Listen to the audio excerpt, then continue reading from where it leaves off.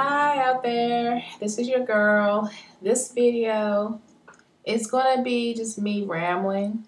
Um, but the first thing I wanted to, I don't know, I guess this is a hypothetical question, but I was just sitting here, I guess a couple of days ago, and I was just thinking about some actions that happened in the past. You know, when you learn about um, history and all. And I just remember reading, like, in general, when an oppressor conquers a community, to me it seems as if the men rape the women. And then I'm thinking, okay, well, I'm a blend of Native American and African, Black African ancestry. So I'm thinking, okay, and I don't know if any of you actually like gave it some thought, like really, really gave it some thought, but it's like, am I descendant? Am I a descendant through some form of rape?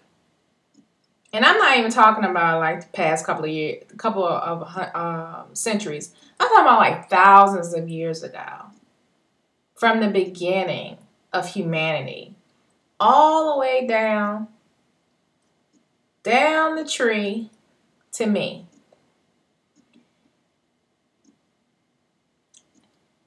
And the reason why I was thinking about this the other day, because I was learning more about Hawaii's history.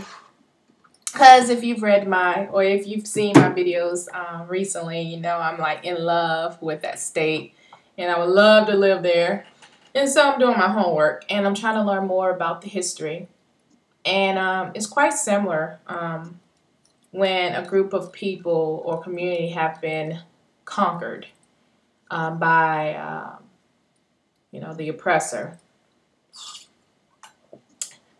And I'm like,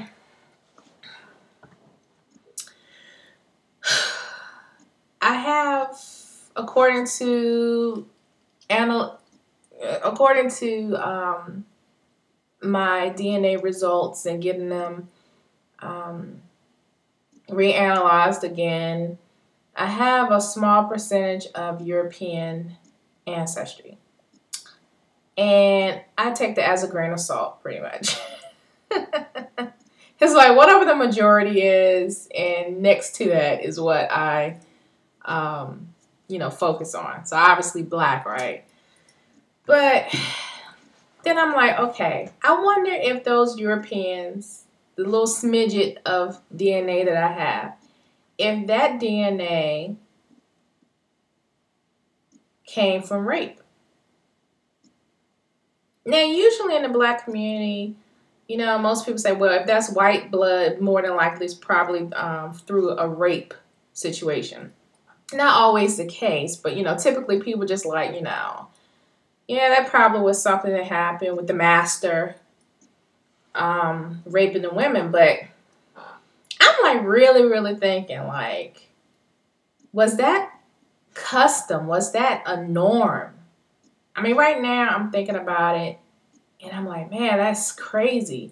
But I'm like, was that really the norm when an oppressed people have been conquered by an oppressor, that they automatically will rape the women? I was having this conversation with someone maybe about 2 weeks ago, and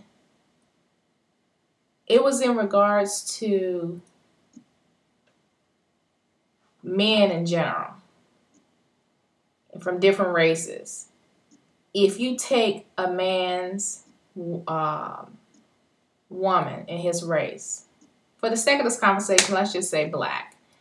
If a white man comes into the Black community and takes a Black woman, then the Black man feels cheated,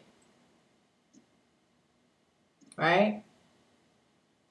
But if a white man takes a black woman, he feels like, hey, I got your woman.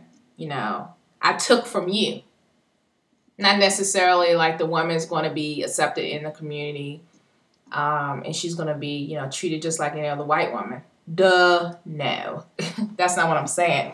But it's like as if he gets points for conquering and taking the women. It's like you go into someone's home, and you don't just go in at home, but you actually take somebody's stuff. You rob them. And it's like, what's the point of going in home if you ain't going to rob them, right? I don't know if that analogy was the best analogy, but I'm trying to make this sound as easy to understand as possible. But that's kind of like, okay, I'm sitting here and I'm thinking, and I'm like, was that the norm? I mean, across thousands of years, across different kingdoms, you have the oppressor and you have the oppressed. And it's like the oppressed, for whatever reason, the women end up getting raped. And I'm like, this is also piggybacking on a book that I've never finished reading because it was just too much for me. Indian slave trade. The Rise of the English Empire in the American South, 1670 through 1717. And the author's name is Alan Galley. Gallay. And, well, this, so far, and I probably have to just start from the beginning again because it's been so long. It's been years. I don't even know how far I got in this book. But they primarily focused on Columbus and the West Indies. So, the Caribbean area when they came in and conquered or whatever. And they brought disease and all of that. But it just seemed like the women, it's like when they went into those communities, I guess it was a badge of honor to not only fight and kill off the men, but also take the women and rape them. And it's crucial to not forget history. And like the book that I showed you, you're not going to learn that in regular history class. Regular history class is going to glorify the oppressor, okay? And everybody else's history is as if it never happened. And some parts of history is going to be tweaked just to make the oppressor look even bigger and badder and more successful. And it's like, if we don't take charge and take responsibility to understand our history and to learn from it, the cycle can come back again. I mean, I can't imagine like some other country. They always talk about terrorists, but let's get this straight. Terrorists are people within a group that terrorize another people within their group. And that includes domestic as well. I am a descendant of people who were terrorized. So just because people have a U.S. citizenship and live in this country, that does not mean that they're not terrorists. So let's get that straight. But I'm like, okay, let's just say, for the sake of this conversation, foreigners come to this country.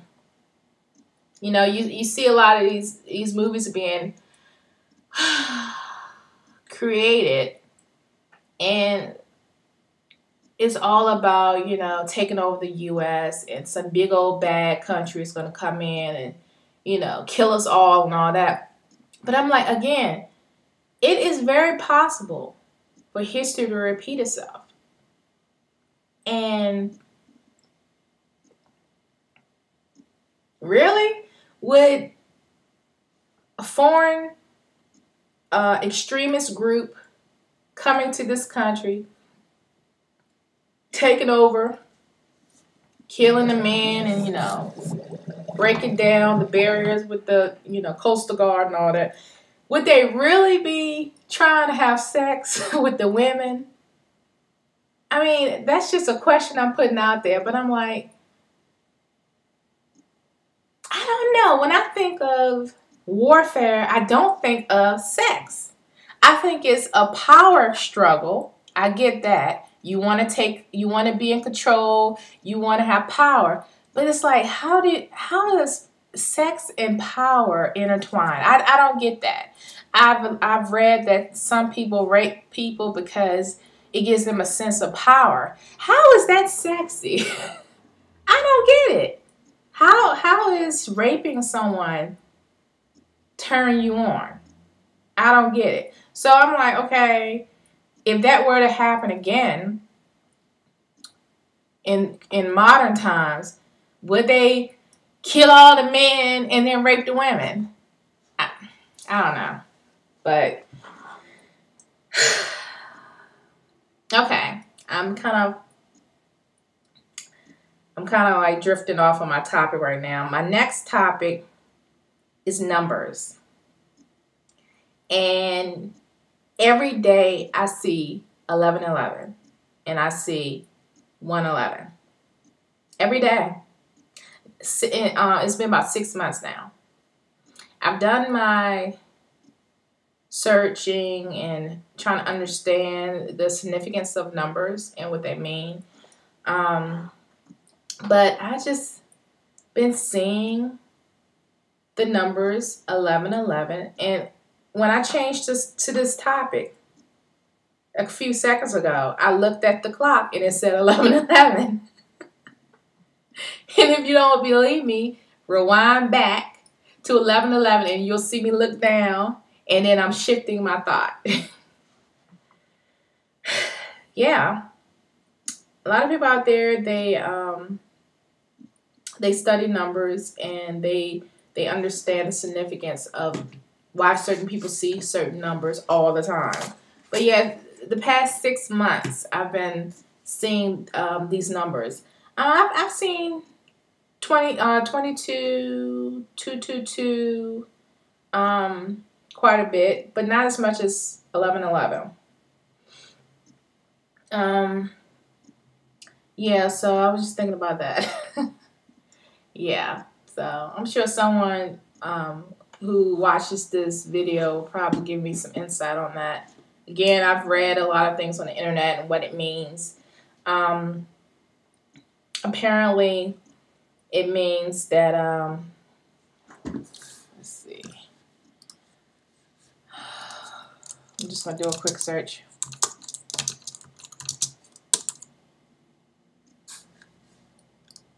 All right. I just did a quick search. It may not be, exactly correct, but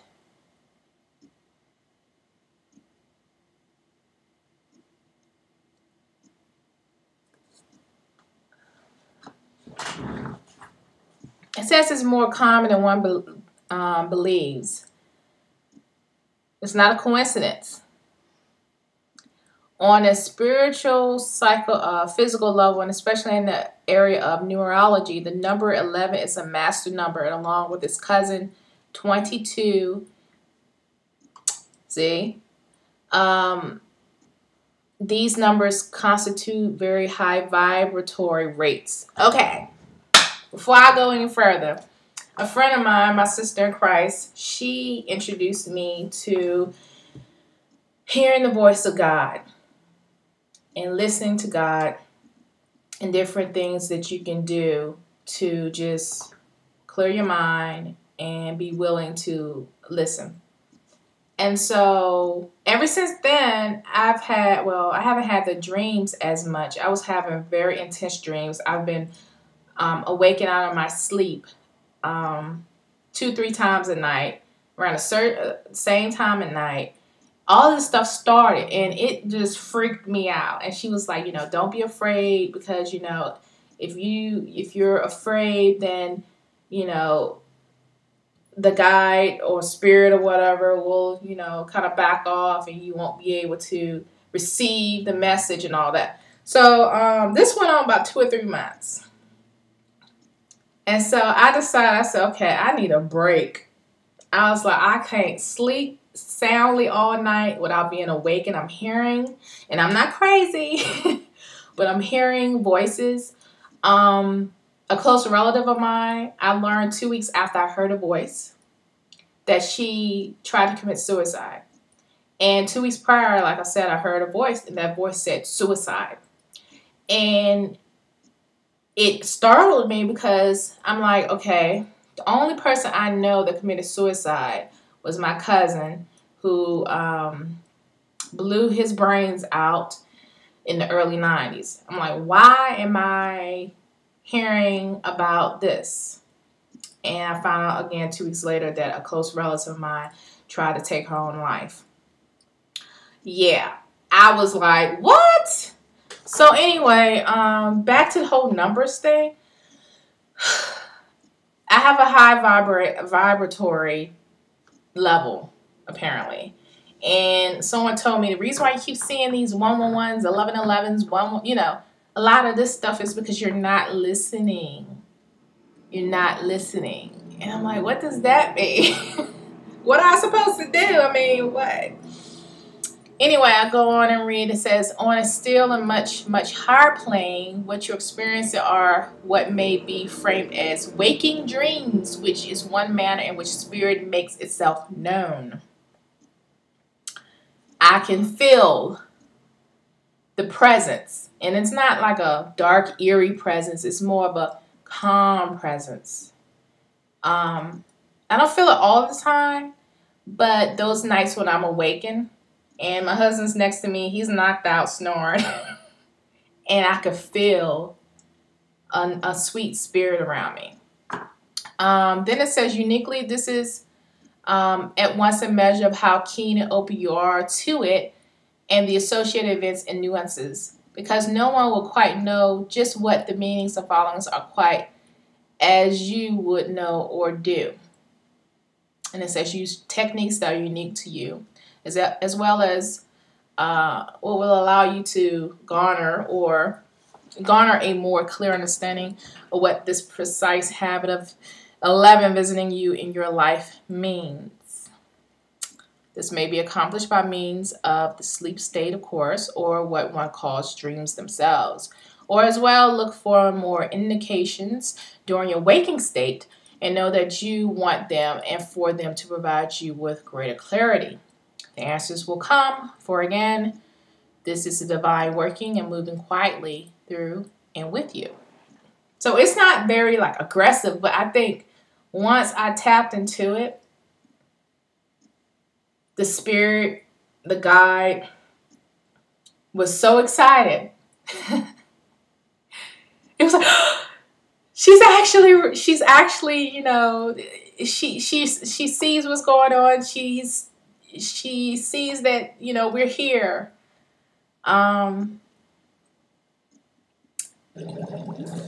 Yeah, that's my screensaver thing. Okay, so, and it goes on and on and on.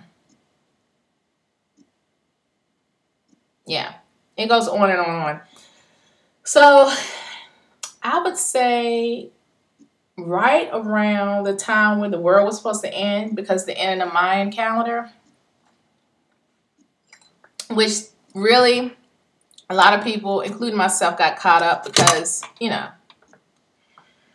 but really the Mayan calendar, the end of the Mayan calendar is, from what I've read, it's the end of one era and the beginning of another era. Not necessarily that the world gonna blow up yet.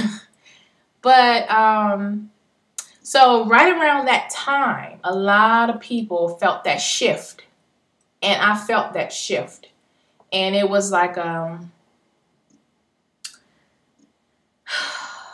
it's difficult to explain it. But I remember kind of a letting go type feeling, like allowing God to be God and to be content and to know that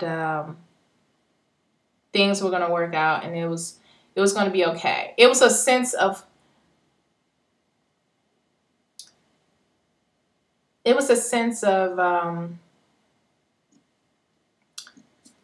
how should I put this? Trust. It was a sense of a trust. But yeah, I definitely felt that shift, and a lot of people felt the shift. And I think it was around the I don't know more type protests and things that was going on a few months ago. Yeah, so anyway, I think I've gone on and on and on with this video, just rambling. But again, this video just has me questioning the whole rape thing. And if I'm a descendant of that. And not necessarily in recent history, but thousands of years ago. You know, when one group came in and conquered another. Did I descend from that warfare? And then seeing numbers, in particular 1111 and 222, 2222. I'm seeing a lot of those. Like literally during this video, I looked at the clock and it said 1111. So I understand. I just don't know when I'm going to see the full picture. Probably never will see the full picture until I'm welcomed into the kingdom of heaven. And then God will reveal, will reveal what's meant for me to know. But anyway, stay blessed, everyone. Thanks for listening to me ramble on. And hopefully you got the point of my video. Just questions. Take care. Be blessed. Bye-bye.